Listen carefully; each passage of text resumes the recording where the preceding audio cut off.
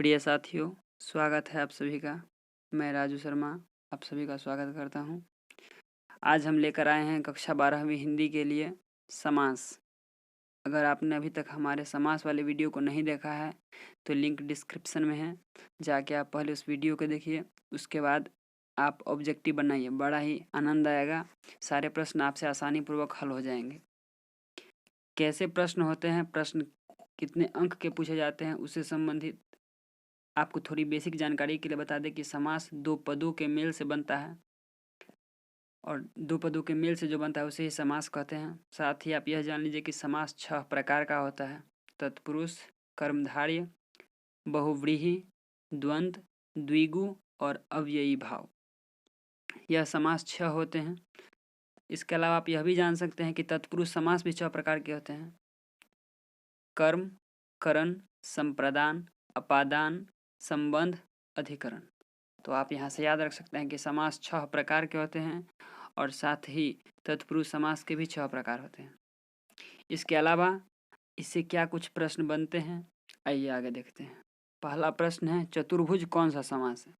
तो सबसे पहले हम ये प्रयास करेंगे कि समास को मैचिंग करने का प्रयास करेंगे कि समास कैसे लिया गया है। तो यह जानने के लिए हमें सबसे पहले उस वीडियो को देखना बहुत ही अनिवार्य है, उसके बाद ही आप समझ पाइएगा।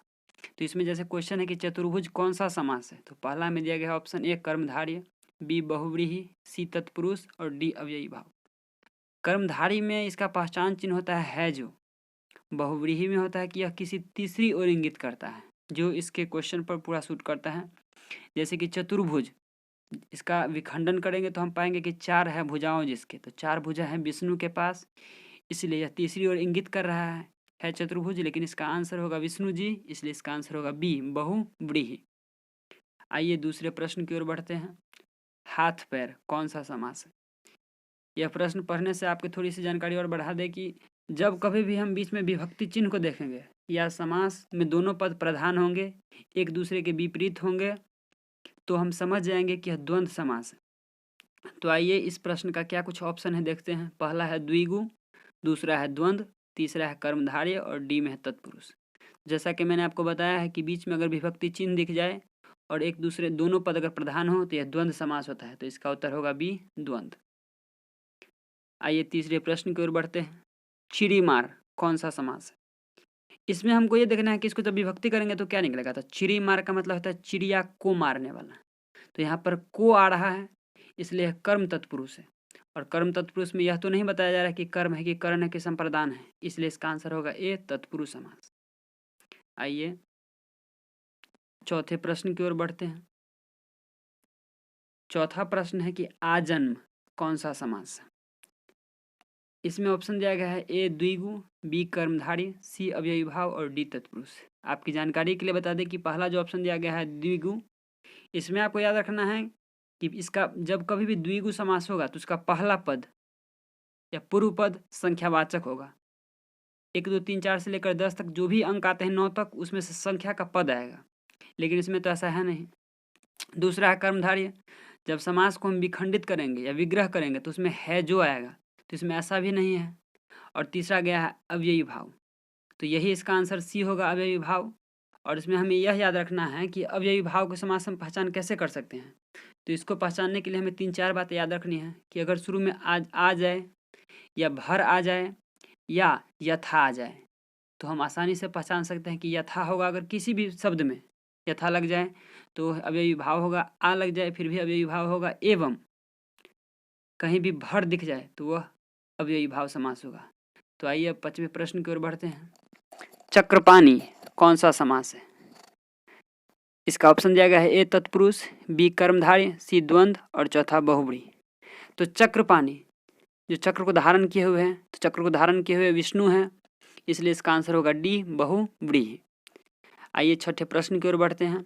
राजपुत्र कौन सा समास है?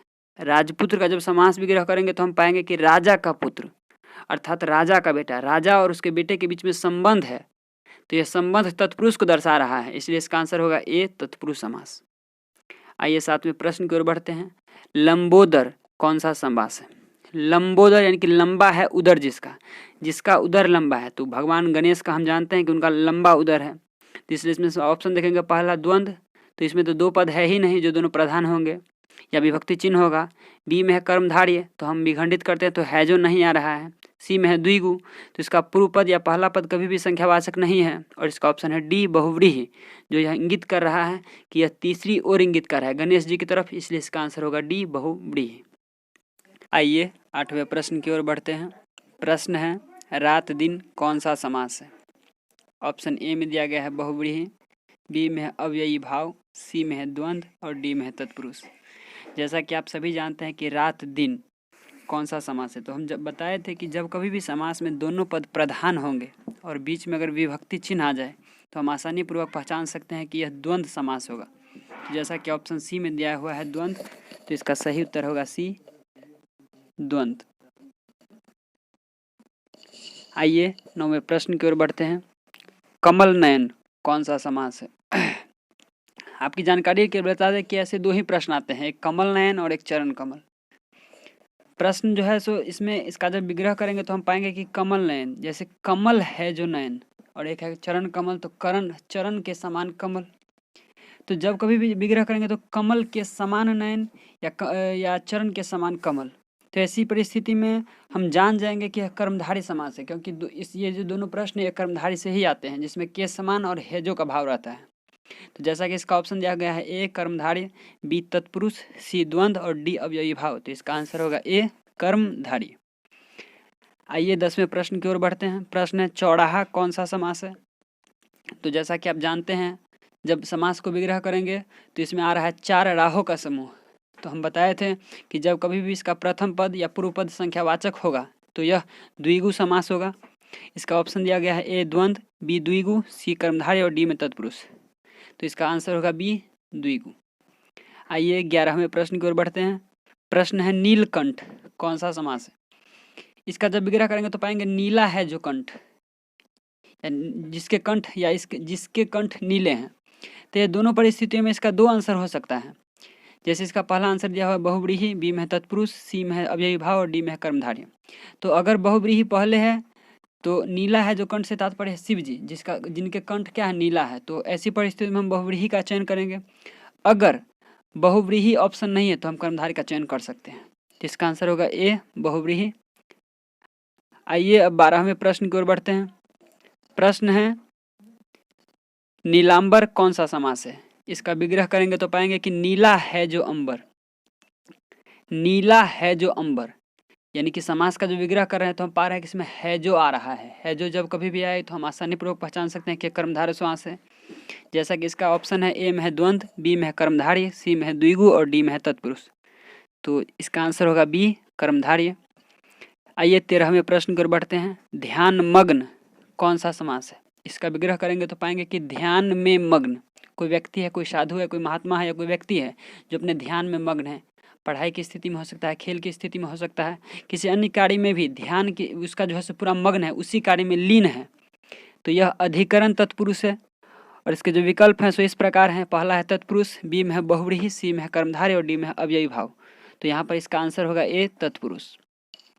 14वें प्रश्न की ओर बढ़ते हैं। 14वां प्रश्न है राजभवन कौन सा समास है। इसका जब विखंडन करेंगे तो हम पाएंगे कि राजा का भवन, राजभवन से तात्पर्य है राजा का भवन, यानी कि राजा और भवन के बीच में संबंध है।